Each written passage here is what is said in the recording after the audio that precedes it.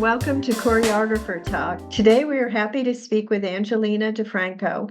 Angelina is a company member and teacher in her second season with Dancing Wheels.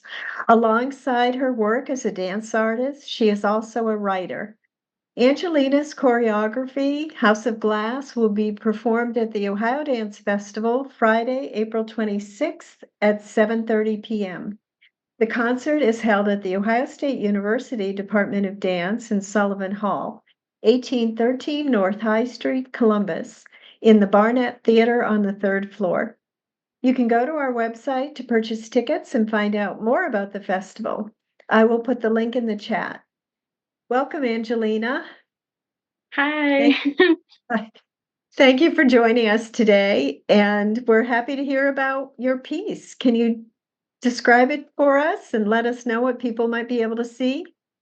Yeah, of course. So House of Glass actually came to fruition in response to a collaboration between Dancing Wheels and MoCA, the Museum of Contemporary Art in Cleveland. So the company dancers were tasked with responding to an exhibit entitled Don't Mind If I Do, which was curated by Finnegan Shannon. Don't Mind If I Do is an interactive and accessible exhibit created by artists with disability. Don't Mind If I Do invites engagement and interaction in a way that is inclusive, safe, and effectively dismantles ableist expectations within a museum. I was especially drawn to the idea that the artists welcome themselves and viewers to come into the space as their full selves and um, authentic selves too, and embrace, they call it glitches and informality to prioritize people over artwork. The space to show up as we are and the permission to explore the many ways we can interact with intimacy is what served as the starting point for House of Glass. So the exhibit itself was a conveyor belt. So you could sit down and the artwork would come to you. There was also a poem that wrapped around the entirety of the exhibit that played a huge part in the creation process because I am also a writer. I love words, I love poetry, and as a choreographer, something that is extremely interesting and exciting to me is manifesting words into movement. And so that is what the main phrase in House of Glass does. It turns that poem into movement. But I want to talk about the inspiration for the beginning of the piece. And there are so many pieces within Don't Mind If I Do that from the first glance it kind of appears a little silly or deep, but I remember I was sitting and the conveyor belt was coming by and there was a notebook, and obviously the writer in me was like, I want to see what that is. And I open it up and it's full of scribbles, like colorful scribbles, and it would be combinations of colors or just one color alone. And the artist would label the page as the title of the crayon or the colored pencil and then say what that color reminded them of in their lives. And there was, at first it was kind of silly, it was like peanut butter and things like that, and then I flipped to a page and it was like the color of my dad's uniform or a drink that I used to have every Tuesday night. Like it started to get more and more intimate the more I looked at it. um and that was the case with all of the objects on the conveyor belt. So that was also a very exciting part of the exhibit to me. The more that you dove into it, the more you got out of it. And I kept visiting the exhibit to get more inspiration. And there was one day where I was just sitting reading through the notebooks, and family comes in, and there's this little girl, and she just like is so excited, and she's running, and she's like, I'm gonna touch everything. And I'm like, excellent, this is it, this is the starting point. So there are also these intimacy cards. They're prompts for intimacy, and it's entitled "Are You Wrestling Embrace?"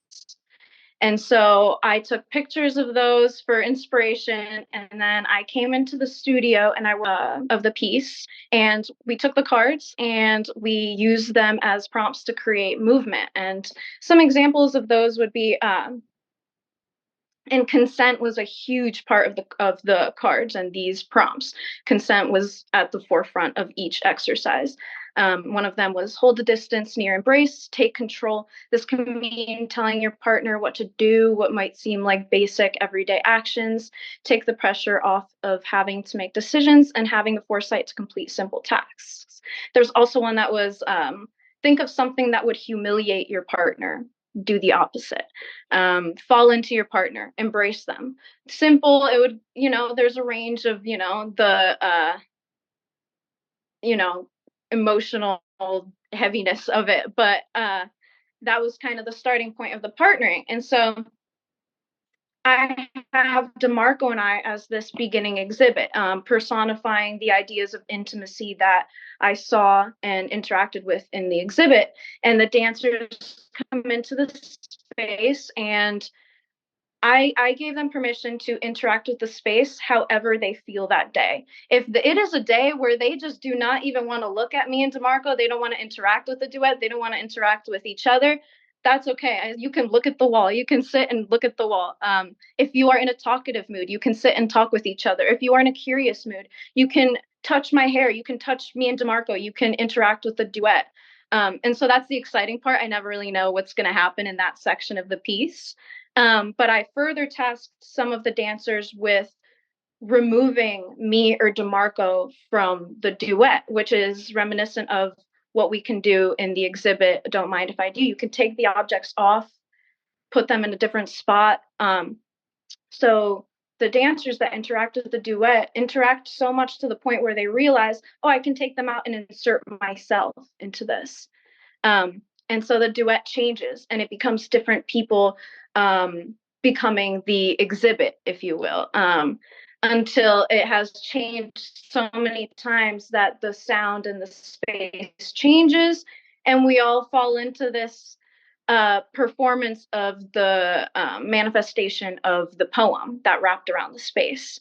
And as that whole group phrase is together, it's in unison with many glitches throughout it.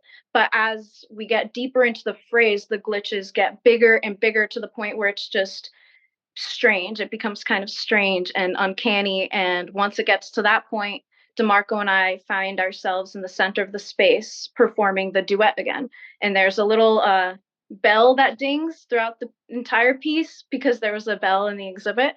And when that bell dings, people fall out of that hypnotic state, if you will, and go back to being viewers within the exhibit and witness DeMarco and I and slowly exit the space. Yeah, so that's House of Glass, a synopsis of House of Glass.